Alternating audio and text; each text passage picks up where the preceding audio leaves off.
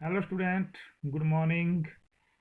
Dear student, देखिए lockdown चला हुआ है और इसमें आप लोगों को जितना भी काम हम लोग मेहनत कर रहे हैं घरों में, वीडियो डाउनलोड कर रहे हैं और बहुत मेहनत करनी पड़ती है क्लासरूम से ज़्यादा।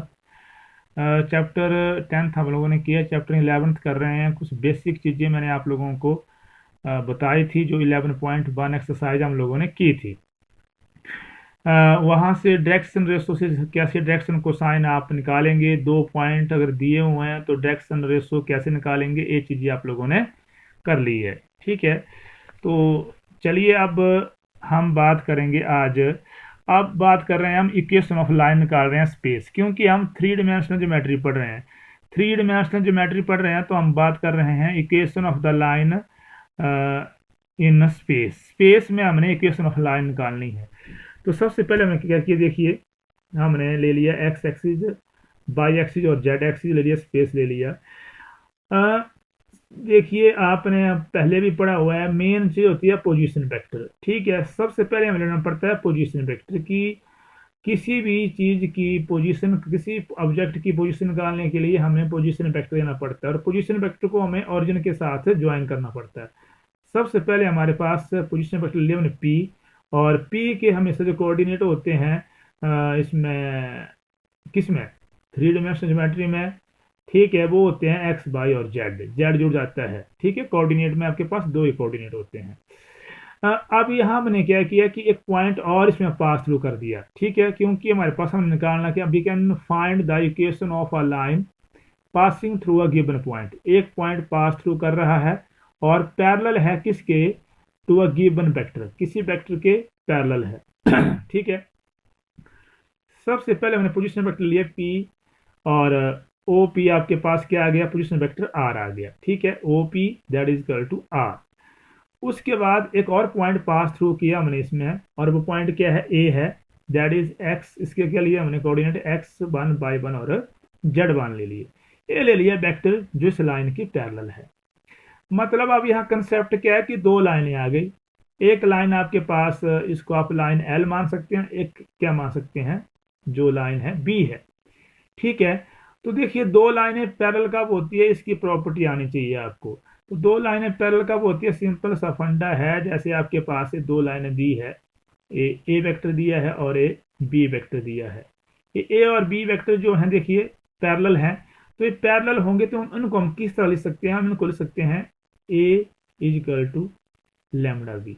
लैम्डा क्या होता है, कोई स्केलर होता है, क्योंकि ये इसमें हो सकता है कि एक्यूरेट बराबर ना हो, इसमें थोड़ी सी एरर, थोड़ी सी इसमें वेरिएशन हो सकती है, इसलिए हम क्या लेते हैं, A is equal to lambda B. यही चीज कोलिनियर के लिए भी ही होती है, जब कोलिनियर की बात करेंगे हम।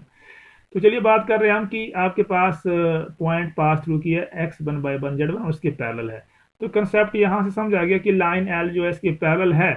तो आपके पास लाइन एल जो है, आपके पास क्या पॉइंट ज्वाइन कर रहे हैं, दो ए पी।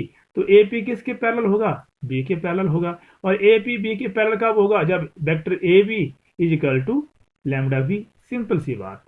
तो O P that is the position vector of R, O A that is the position vector of A, and A P is parallel to, लिखा मैंने यहाँ पे, A P is parallel to the vector B.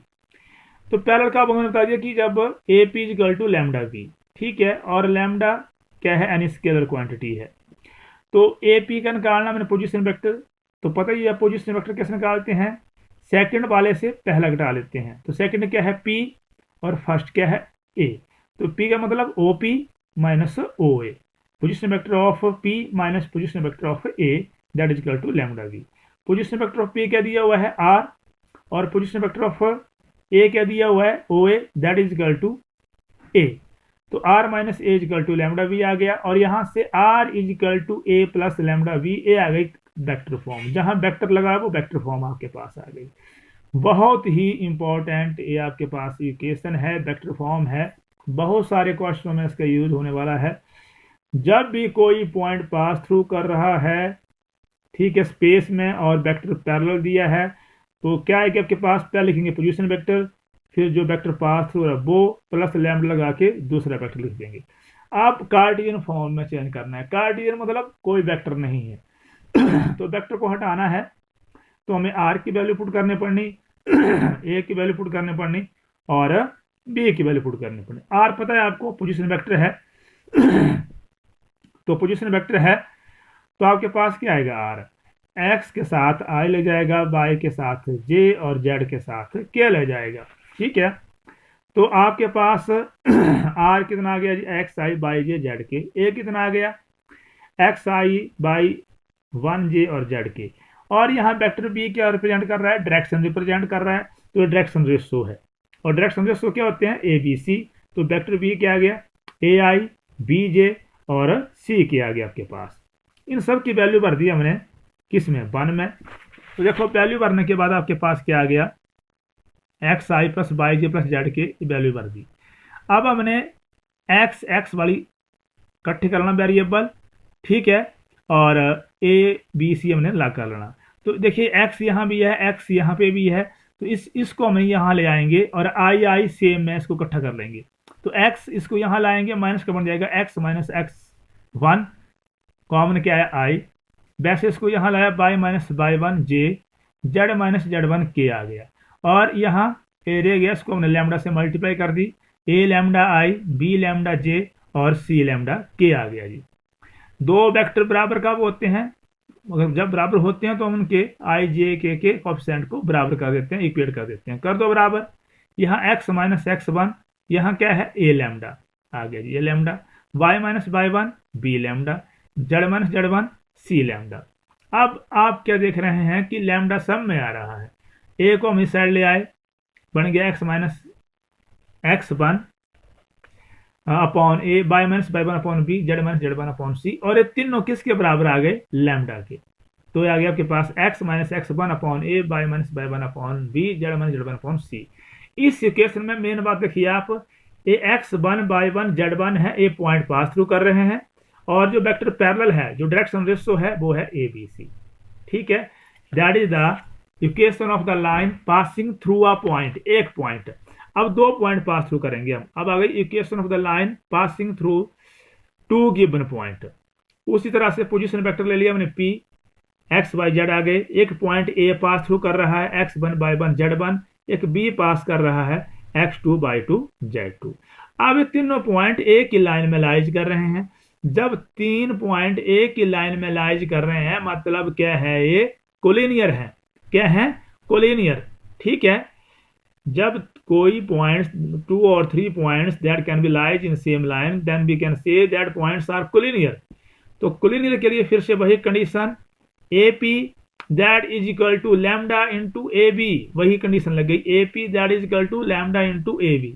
ठीक है, तो आपके पास A P भी कोलिनियर है क्योंकि एक लाइन पे कर रहे हैं। तो क्या आ गया आपके पास, देखिए A P is equal to lambda A B. अब ए पी क्या जाएगा, position vector of P minus position vector of A, lambda position vector of B minus position vector of A, P का पोजिशन वेक्टर आर, ए का small ए, यहाँ B का small B और ए का small ए।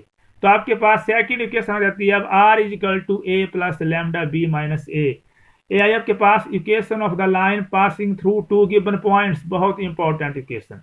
ठीक है जी, हो गया।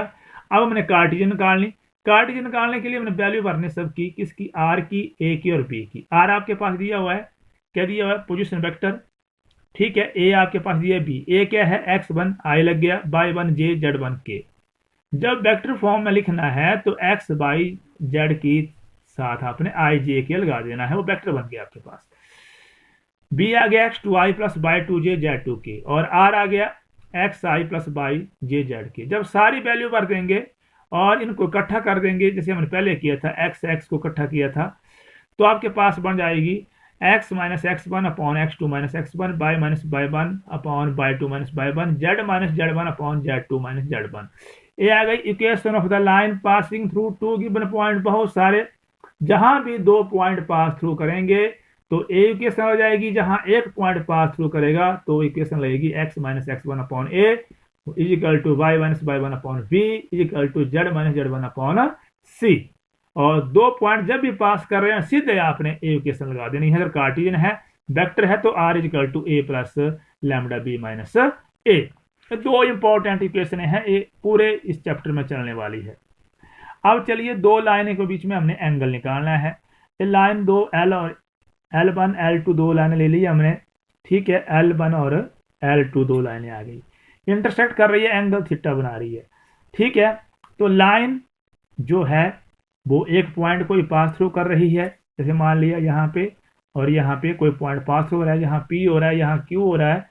तो एक पॉइंट जब किसी लाइन में पास थ्रू हो रहा है तो ए होती है इक्वेशन, ठीक है। इसमें भी एक पॉइंट पास थ्रू हो रहा है, इसमें भी एक पॉइंट पास थ्रू हो रहा है, और ये दोनों क्या कर रही है, इंटरसेक्ट कर रही है।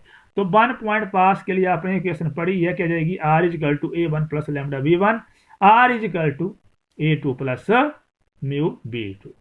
इनके बीच में एंगल किसके बीच में होते हैं, डायरेक्शन कौन रिप्रेजेंट करता है, डायरेक्शन रिप्रेजेंट करता है वेक्टर b1 और b2, क्योंकि ए रिप्रेजेंट करते हैं डायरेक्शन रेशो। तो इनका काम नहीं है, सिर्फ b1 और b2 का काम है। बाकी तो जैसे डॉट प्रोडक्ट में आपने एंगल निकाला है, वही एंगल है और वही फार्मूला है। वेक्टर कौन से लेने हैं, b1 और b2, क्योंकि ए क्या रिप्रेजेंट कर रहे हैं, डायरेक्शन रिप्रेजेंट कर रहे हैं, ठीक है। इनके बीच में एंगल कितना आ रहा है, थीटा। तो कॉस थीटा पॉजिटिव लेना है हमने, b1 b2 डॉट प्रोडक्ट आ गया, b1 का मैग्नीट्यूड और b2 का मैग्नीट्यूड जी हो गया आपके पास, ठीक है। वेक्टर फॉर्म हो गई है जब आपके पास एंगल निकालना हो, किस में दिया हो, वेक्टर फॉर्म में दिया हो। तो इसके बाद जो नेक्स्ट आ गया आपके पास कार्टेशियन फॉर्म। तो ये आगे दो cartesian form, x minus x one upon a one, y minus y one upon b one, z minus z one upon c one. वैसे ही x minus x two upon a two, y minus y one upon b two, z minus z one upon c two, a one b one c one, a two b two c two के आगे direction ratio आ गई। बिल्कुल आसान cos theta निकालना, गुणा करनी है, ठीक है। A one a two plus b one b two plus c one c two, और नीचे ए वन का स्क्वायर बी वन का स्क्वायर सी वन का स्क्वायर, सारे का रूट, जैसे आप मैग्नीट्यूड निकालते थे वैसे ही, ए वन का स्क्वायर बी वन का स्क्वायर सी वन का स्क्वायर, ए टू का स्क्वायर बी टू का स्क्वायर सी टू का स्क्वायर। आ गया नंबर 4, सारे का मैग्नीट्यूड, पॉजिटिव एंगल लेंगे हम यहाँ पे। A one b one c one और a two b two c two क्या बोल दिया मैंने, डायरेक्शन रेशो है किसके, गिवन लाइंस के। केस आ गए स्पेशल केस, 90 डिग्री होगा, बहुत ही इंपॉर्टेंट केस। वहां भी हमने लिया था वेक्टर में, a dot b equal to 0 90 degree, यहाँ भी 90 डिग्री होगा तो cos 90 क्या होता है, 0। ए गया साइड, ठीक है, डिनोमिनेटर गया साइड, क्या बन गया 0, क्या बचा आपके पास, a one a two plus b one b two plus c one c two equal to 0। Perpendicular के लिए कंडीशन, जब भी परपेंडिकुलर की बात आएगी थ्री डायमेंशनल ज्योमेट्री में, सीधा डायरेक्शन रेशो निकालने आपने लेने हैं, कंपेयर करके a one a two b one b two c two, और उनकी गुणा करनी है। 0 के बराबर आ गया तो परपेंडिकुलर है। पैरेलल के लिए एंगल 0, क्योंकि cos 0 क्या होता है 1, ठीक है। तो आपके पास कंडीशन क्या आ गई, that is equal to a one upon a two is equal to b one upon b two is equal to c one upon c two. ये आ गई जी आपके लिए पैरेलल की कंडीशन। परपेंडिकुलर की कंडीशन बहुत जरूरी, पैरेलल की बड़े काम यूज होगी, परपेंडिकुलर की बहुत सारे क्वेश्चनों में यूज होने वाली है। दो वेक्टर परपेंडिकुलर कब होंगे, जब प्लेन में करेंगे, प्लेन में भी यही चलेगी, a one a two plus b one b two plus c one c two equal to 0।